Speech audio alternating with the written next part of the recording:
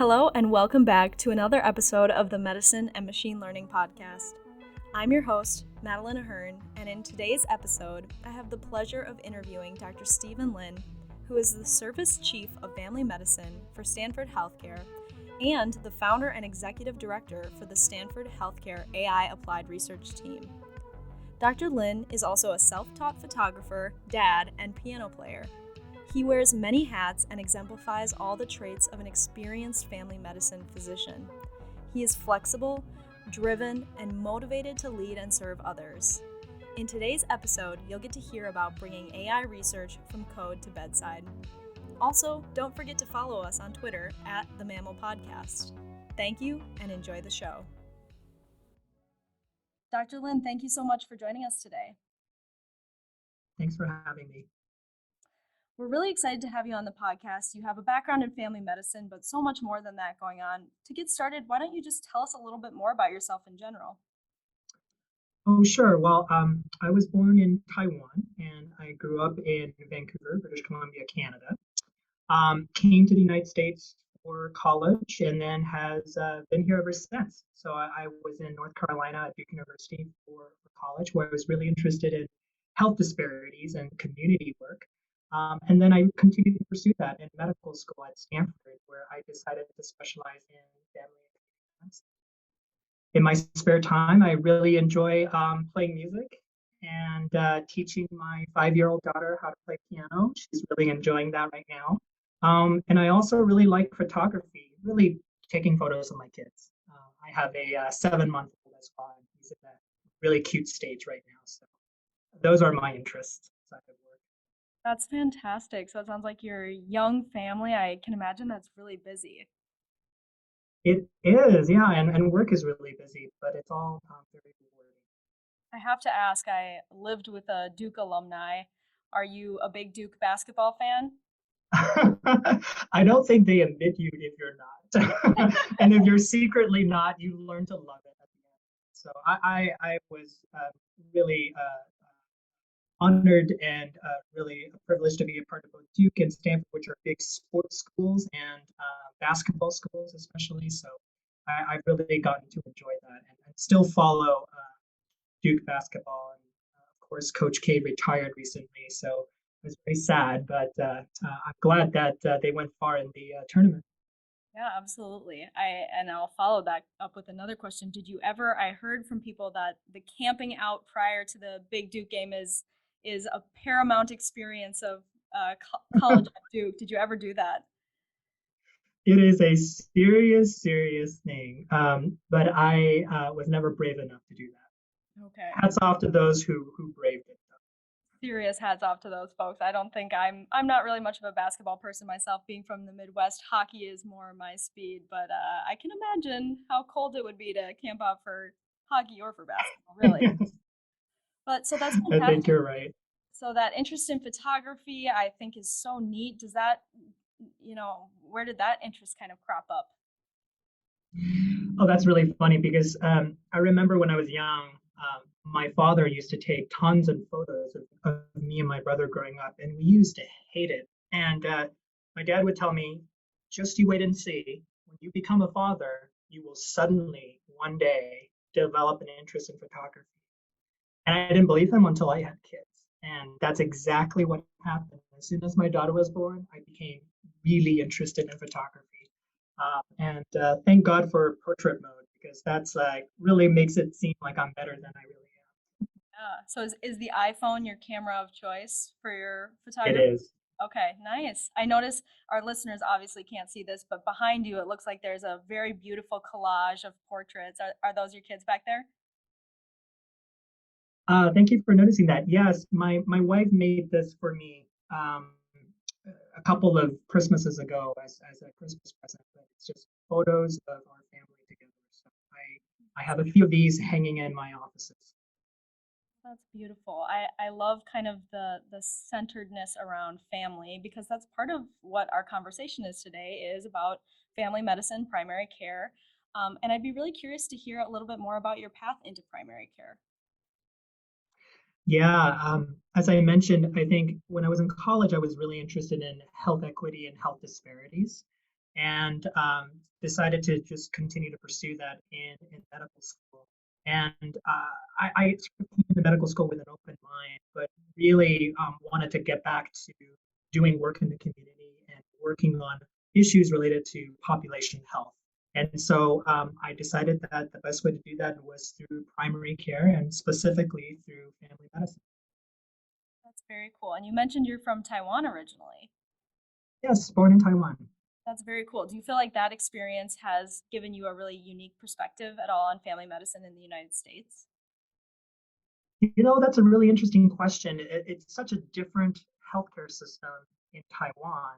And I was raised in Canada, which of course has a very, very different single payer healthcare system compared to the United States. So I think both having that affiliation with Taiwan and Canada gives me a certain perspective into healthcare in the US, which unfortunately, as you well know, is very, very fractured, very expensive, and not particularly high quality. Yeah, it's unfortunate. I'm was telling Dr. Lin before we started taping this episode, I'm just getting off a family medicine rotation and I was working at a community clinic and noticed a lot of, problems with insurance, prior authorizations, people really struggling to get the care that they need. So, yeah, in the United States, we are facing a huge healthcare crisis. Do you see, Dr. Lin, there being any specific major problems that are facing primary care physicians today? We can dedicate, I think, an entire episode Question. to all of the problems with our healthcare system. Uh, but if I have to summarize it very briefly, it's simply that we don't have enough primary care physicians to handle the care that our entire population needs. And there's very little incentive for anybody to go into family medicine because it is the most difficult job in medicine. And many would say a job that also garners the least amount of respect. And so a lot of the policies that we have in place, a lot of the funding structures that we have in place, and a lot of the logistical and practice barriers against family medicine, they are significant. Unless we solve some of those very deep systemic problems, I'm afraid we're always going to have a primary care problem. Yeah, absolutely. And as the need for primary care physicians is increasing, we're kind of compensating by including other members of care teams. At the clinic I was at, it was mostly physician's assistants and nurse practitioners that were doing the primary care for patients. I don't know if your experience is similar out in California. Yeah, absolutely. And in many systems, your only access to primary care is through a physician assistant or nurse practitioner colleague. I will say that advanced practice practitioners like PAs and NPs are incredibly valuable members of the team, and there's not enough of them, and there's not enough of primary care physicians and family physicians in general. I think really I'm hoping for an all hands on deck approach. We can't produce enough primary care physicians and clinicians fast enough to meet our demands. And again, it's the logistical barriers. If you're a medical student thinking about what specialty you want to specialize in, and you're told, hey, there's a huge need in primary care. Oh, by the way, it's the hardest job in medicine, and you get the least amount of respect and the least amount of pay. You'll be like, so why do I want to do this? And so it's very difficult, but I really hope that students can dig a little bit deeper and really see the really rewarding aspects of first contact comprehensive care that is primary care because it's very, very rewarding. And despite the challenges, if I had to pick all over again, I would still choose family medicine. That's fantastic. I think something, coming off of family medicine being my first rotation in medical school, coming off seeing I had a few patients that were great examples of continuity of care. I got to see kids for well child checks and then got to see siblings of those same kids later on. I really loved that, it's totally holistic and totally centered around the family. So that's why I think it's kind of cool that you're talking about like your kids and like the community, because that's totally so unique to family medicine more so than any other medical specialty. It's fantastic.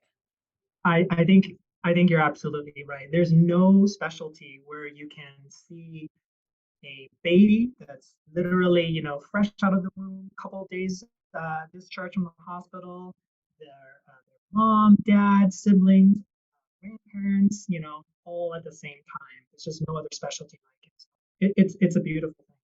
Yeah. And truly no other specialty like it. And I think that also applies to how AI is being implemented in family medicine. So what I mean by this is at the Medicine Machine Learning Podcast, we've interviewed a lot of folks in fields like radiology, dermatology, more specialized areas of medicine where the implication of AI is more apparent, a little bit more obvious to providers and a little bit more obvious to researchers.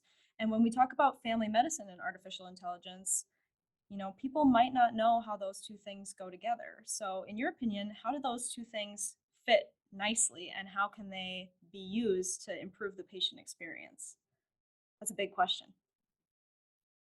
Yeah, but I'm so glad you brought it up because I'm really concerned, Madeline, that when it comes to healthcare AI, we are ignoring the largest care delivery platform in the US, which is primary care. Responsible for 52% of all care delivered, more than all other specialties combined. Yet, not enough research and development is being done on technologies like AI to support primary care delivery. If you take a look at, say, for example, the research that is being done right now in healthcare AI, only 14% of healthcare AI publications includes at least one primary care author. If you take a look at the FDA approved AI devices and algorithms that are approved right now, only 3% are intended for primary care. 50% is in radiology, 20% is in cardiology, everything else, all other specialties, but 3% for primary care. And then if you look at research funding writ large, only 1% of federal funding goes to primary care. So then if you take a look at primary care, which again, like I said, is 52% of all care delivered, it is very obvious and clear that we are ignoring this aspect of our very important primary care system.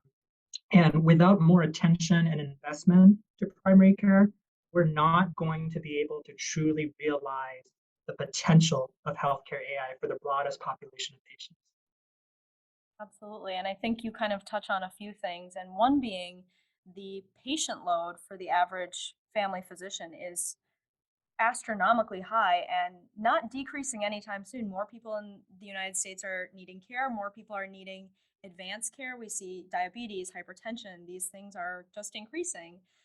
Do you think AI has the ability to reduce some of the workload on physicians, and where do you think those areas of potential AI intervention are in the clinic? Yeah, I do think that there's vast potential for AI to improve the delivery and quality aspects of care, in addition to some of the things that I think we're maybe a little bit too focused on right now. Like when you're looking at uh, popular news media stories about healthcare AI, it's often about diagnosis, clinical diagnostics, especially in the subspecialty arena. But I think that we need a lot more attention on not just clinical diagnostics, but also really related to the quality and delivery aspects of care. The huge portion of a care is not a diagnostic dilemma that we have to solve, but it's delivering the care that we know works for the people who, and that aspect of things can absolutely be augmented with artificial intelligence. You also mentioned sort of the burdens on primary care in terms of just how many patients we have to see, and also the administrative and clerical burdens. There's a lot of studies out there showing that primary care clinicians are at the highest risk for burnout because of all of these administrative and clerical burdens, among other things. And there is huge potential for AI to help reduce some of those administrative and clerical burdens. For example, clinical documentation. For every hour that we spend in front of patients actually providing care, primary care physicians spend another 2 hours behind the computer screen doing things like charting or prior authorizations and paperwork. These are clerical things that can be easily automated to be handled by an artificial intelligence. And it's a much less risky application of AI than, say, for example, clinical diagnostics. And so there's a lot of low-hanging fruit that we can tackle when it comes to developing technologies powered by AI for PCPs. Absolutely. You're reminding me of one of the providers that was in my clinic over this past month that I was on family medicine. Everyone referred to him as the epic expert. Say that Yeah, once fast. The epic expert. And I mean, this guy knew, he had gone out to the Epic headquarters, he had taken a bunch of classes, he had spent significant time and financial investment in just getting good at charting. That's not even like, we go to medical school for all these years, you learn how to work with patients, you learn how to diagnose patients, how to create a treatment plan, all of that stuff. But he was telling me, he's like, yep, most of my day is charting. And so I've invested a lot of time and money in getting really good at working with Epic, which is the system that they used in that clinic. And I just thought that that was really interesting and kind of on display of what really goes on in the clinic and what is your time spent doing. So I think yeah, isn't that sad? I mean, think about your own medical journey right now. That's not the purpose of being a doctor, right? not at all. The purpose of being a doctor is to heal, to be with patients, to be by their side, to look them in the eyes, to hold their hands through their difficult challenges with their health. It is not with insurance companies charting during your pajama time when you really should be spending time with your family. That is not the point of medicine. And I think there's potential for AI to help alleviate some of that. Yeah. And I know, as I was speaking with family medicine physicians, they were saying, part of what we look for and what family medicine physicians are people that like to spend time with patients. And so it's funny that we say, okay, come into family medicine if you love to spend time with patients, if you love continuity of care, and then we sit you down and have you charting 2/3 out of your day. It's just the disconnect is unbelievable almost. Yeah, exactly. You're absolutely right.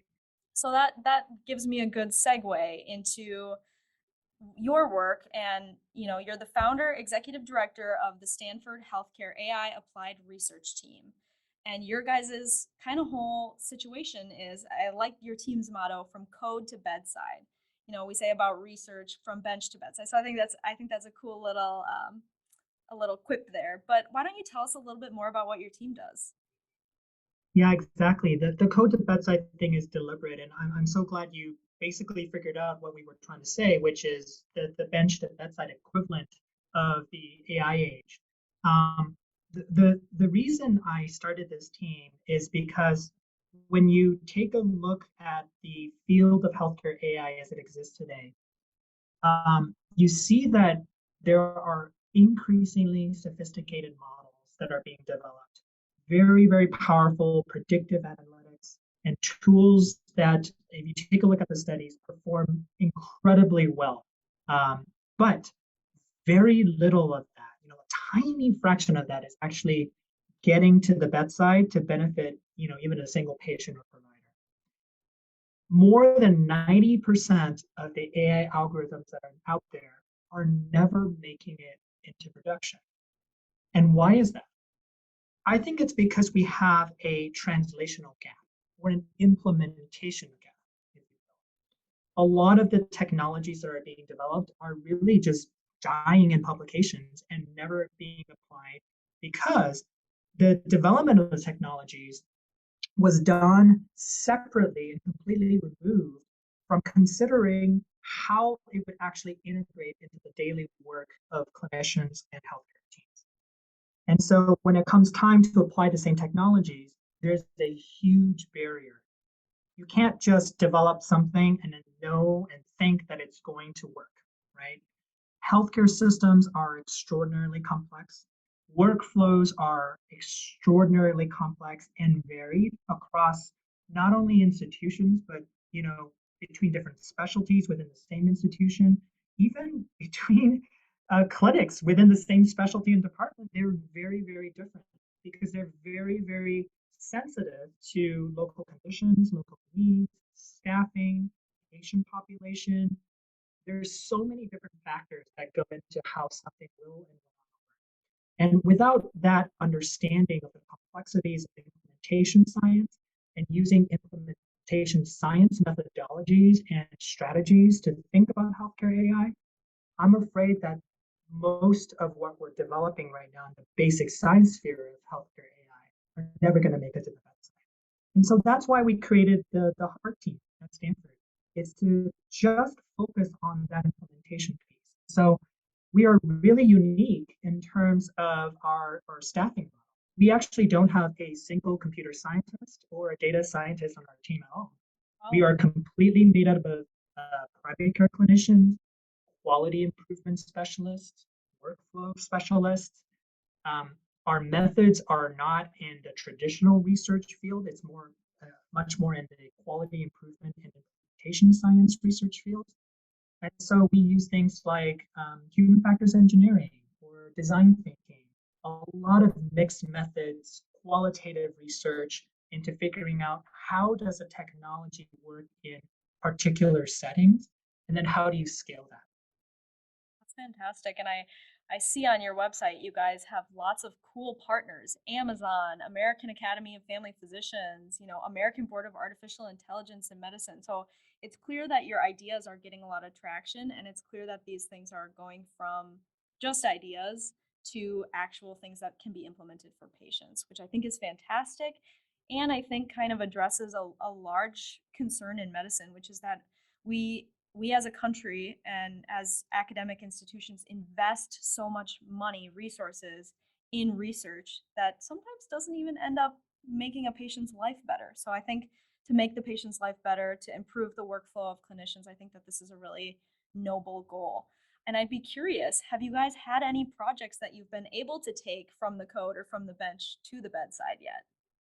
Yeah, I can give you an example. So one of our one of our collaborators at Stanford, Dr. Nigam Shah, he's an amazing data scientist, and his team in bioinformatics created an algorithm that was very accurate at predicting when a patient is admitted to the hospital, their chances of dying in the next 12 months. So essentially, it was a mortality predictor. And this was very, very accurate, but they had this algorithm and they didn't really know how to implement it. And so, and it sat on the shelf for, I think, a couple of years before we were able to get in touch with them. And we worked together, our two teams, and in addition to other teams at Stanford, including our palliative care colleagues, to then think up and design a workflow that could actually integrate this algorithm into care.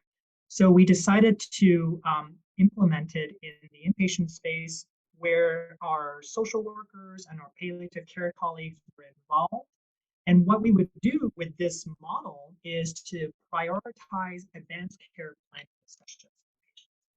So ideally, anybody who comes to the hospital and is hospitalized for serious illness will have an advanced care planning discussion. But in reality, we know that doesn't always happen. And so a tool like this, if we were able to predict those that are at the highest risk of passing away within the next 12 months, could help us prioritize, okay, these are the patients that are at highest risk. So if they haven't had that discussion yet, they really should. And it can help us resource appropriately and make sure that we send our social workers and our palliative care colleagues to have that discussion with the highest risk individuals. So we help them design that workflow, implement that workflow, and then evaluate that workflow. And it's been very successful. And we recently published the findings in New England Journal, Catalyst Journal. Well, congratulations. I think that's fantastic. And advanced care directives, such an interesting topic because not really typically something that's talked about in medical school, but we actually just had a session on, advanced care planning and kind of talking that through with patients. And it seems like a discussion that's hard for a lot of people. So to have that in place to then be able to kind of plan for the future, especially if you're expecting mortality within the next 12 months, is a very important thing, and I'm sure improves the lives of patients, but also especially the lives of their family members. So that's Yeah, fantastic. thank you. Congratulations. Well, I want to ask you just a few more questions. Like to ask some fun questions too in these interviews, and we love hearing about the research and the work that you do and that your team does. but also kind of just like to pick your brain as a clinician and, as a leader. What do you think the future of AI in medicine will look like in 10 years? And we don't hold you to any of your predictions because we know life is Yeah, it's always dangerous to try and look into a crystal ball here. Uh, but I can tell you what I hope will happen, Madeline. I hope that AI will be used for the right use cases for the right reasons, and that it really helps improve the care of patients, but not get in the way of the doctor-patient relationship, and definitely not actually create more problems, including health equity concerns. So I really hope that for doctors, AI will be used not only for, I think, what is happening right now, as I mentioned, in the clinical diagnostic space, but also in the, quote unquote, less sexy applications of AI, in reducing the clerical burdens and administrative burdens of especially primary care physicians, to help them get back to the patients that they really want to care for. So things like prior authorizations, things like reducing paperwork, documentation, again, low hanging fruit for AI, low risk applications of AI that I hope will be realized in the next 10 years.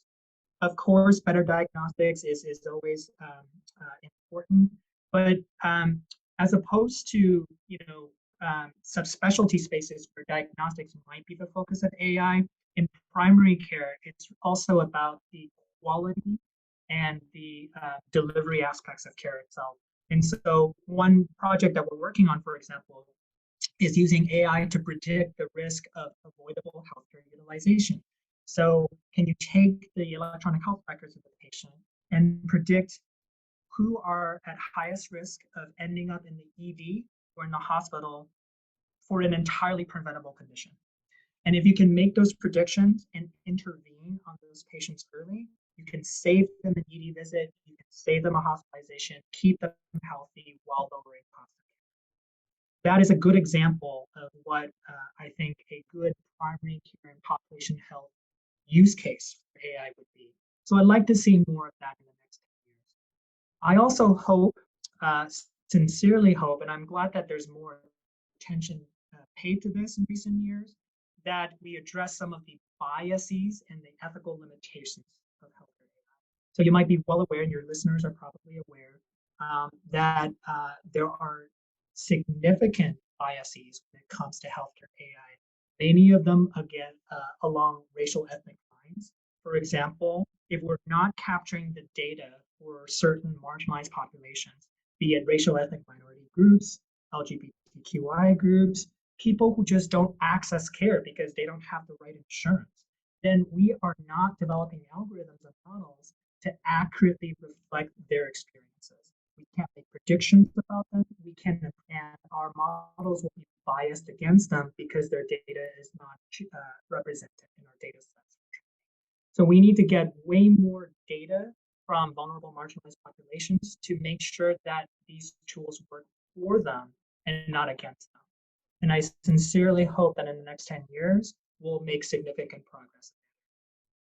Absolutely. And in some of our past episodes, we've talked about kind of what we call coding in our implicit biases and trying to avoid integrating the human bias into now these machines that we're, the artificial intelligence that we're programming, the machine learning that we're programming. Hopefully, this can be an area where we can make that intervention stop and remove that bias in a way that's respectful of marginalized communities. So I really appreciate you mentioning that because it's something that we've talked about a lot on our show.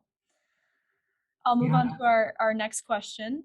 This is kind of a personal one, but I think it tells us a lot about kind of your path and how you've come into the role that you're in today. But what is your biggest failure and what'd you learn from it? Well, that's a great question.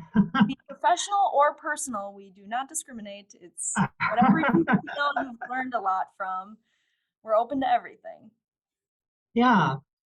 I wish that one thing that I would do differently in my education, if I could do it again, is that I would pay a lot more attention to health policy and economics. I don't think it was really until I was out in practice that I realized how much of the problems we face in care delivery is due to misguided or inaccurate health policies and economic drivers that pose, perverse incentives for different types of behaviors or lack of behaviors in healthcare providers and health systems in general. So I think I was probably pretty naive when I was going through my training that our system is designed a certain way for a certain reason. It's optimized for patient care, and the truth of it is just that it isn't. And I am now understanding the importance of health policy, economic drivers, and the underlying decisions that make the health system what it is today and what it could be in the future. And so I wish I had more training in that arena. I will say though, for your listeners who are maybe already out in practice or in residency and wish they had the same type of training, there's always an opportunity to get more education in that area, whether it's through courses or um, offerings through your professional organizations or just through um, getting involved in advocacy work and policy um, in the real world. So there are still opportunities there to learn. Maybe a second one is that I wish I had gotten some formal research training. I actually don't have formal research training, even though many of my colleagues find that surprising because I've been uh, lucky and relatively successful in publishing. But there is certainly a lot to learn when it comes to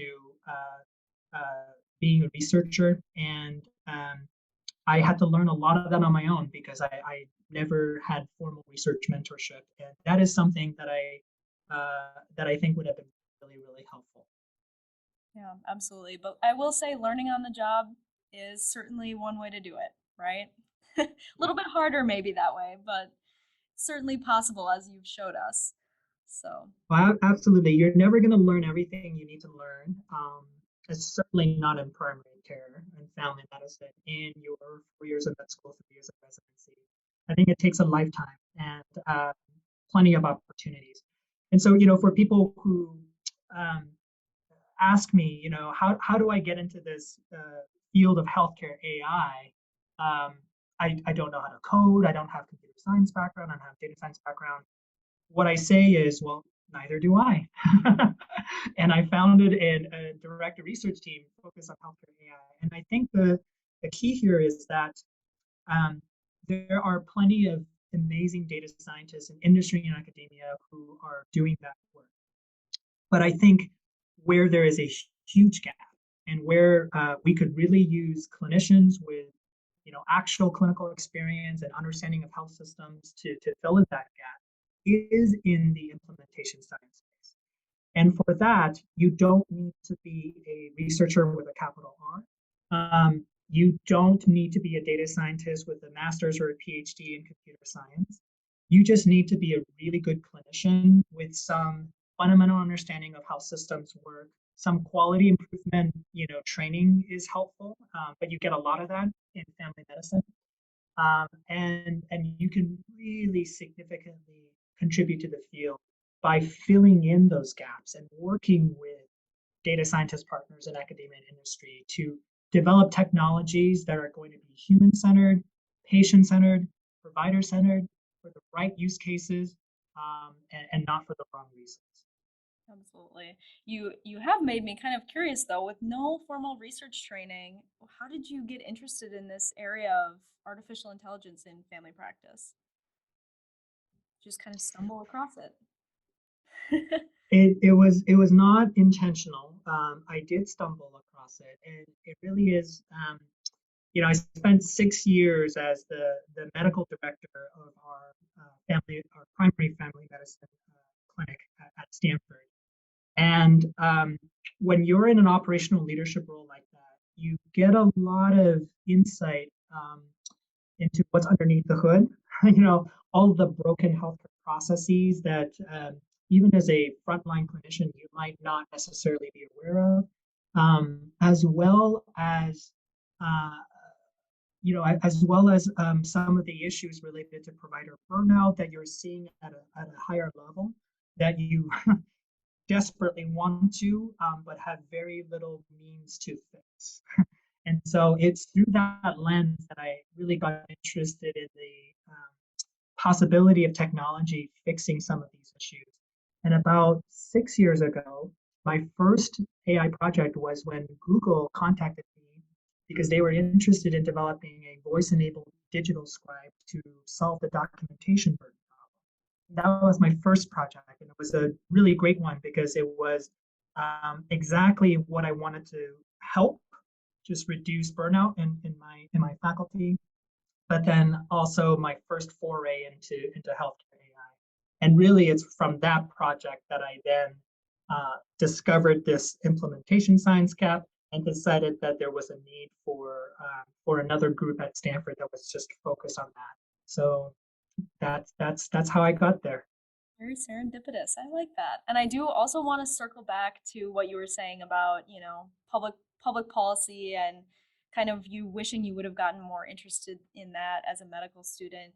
I actually, as I mentioned, got off family medicine rotation, and one of the physicians that I worked most closely with was an MD JD. So had gone to medical school and law school, and he was saying, I said, why'd you go to law school as well? That just seems like you're a glutton for punishment. That's a lot of school. And he's like, I really cared about public policy. My wife's a lawyer. He's a member of the Hmong community in the Twin Cities. And he said, I wanted to be an advocate for health disparities in my community. And I thought that was really awesome. And so he had at least had the foresight to get the JD degree, but I think that you're definitely right that there's other educational opportunities out there should people need them. So I just wanted to mention that because I think it's really interesting. But Yeah, great point. yeah. So another question for you. We've kind of talked about your path through your career. What advice would you give to someone wanting to pursue a career that's similar to yours? I think I touched on a couple of these points. Again, if it's practicing primary care, but then also contributing to healthcare AI, I would say first and foremost, really focus on your family medicine residency training and getting a really good solid foundation for being a good generalist clinician. That's the most important thing, beyond everything else, just to be a really, really good clinician. Um, in terms of the healthcare AI stuff, I don't necessarily think special training is necessary. Helpful training, I think, includes things like understanding quality improvement methodologies, lean methodologies. Design thinking is really, really helpful. Having some research experience, even if it's not formal research training, but having some research methodology experience would be really, really helpful. But then really what you're contributing is not the data science piece. So don't worry about learning how to code or going through some sort of certificate program for informatics. It's certainly helpful if you do that, but again, not necessary. There's plenty that you can contribute and add value to just by being a very good clinician who understands systems, understands problems, and understands how do you get a potential solution into a certain workflow in a certain environment. Absolutely. I think one of the key traits I've found of a family medicine physician is you guys are very flexible. I mean, we could be talking about anxiety and depression in room one and then removing an ingrown toenail in room two. And I think that flexibility kind of also seems to apply to this other part of your career, with AI and family medicine. So it seems like you've kind of just molded yourself into, without any formal training, this really fascinating role and have been able to help a lot of people, which I think is fantastic. And that segues me into my last question, which is what are you most proud of in your career and in your personal life? Well, I think what I'm most proud of in my career is actually exactly what you said about being flexible. Uh, I've transformed myself a couple of times in my career so far. Um, my wife likes to say that I'm a very impatient person, and so I get bored very, very easily. And every couple of years, I need to do something different. So, when I first started my career, I was really into medical education, and that's what I did for the first couple of years of my career was just really focus on teaching medical students and developing programs to teach medical students. And then the second part, for the next 5 years, I really focused on clinical operations leadership.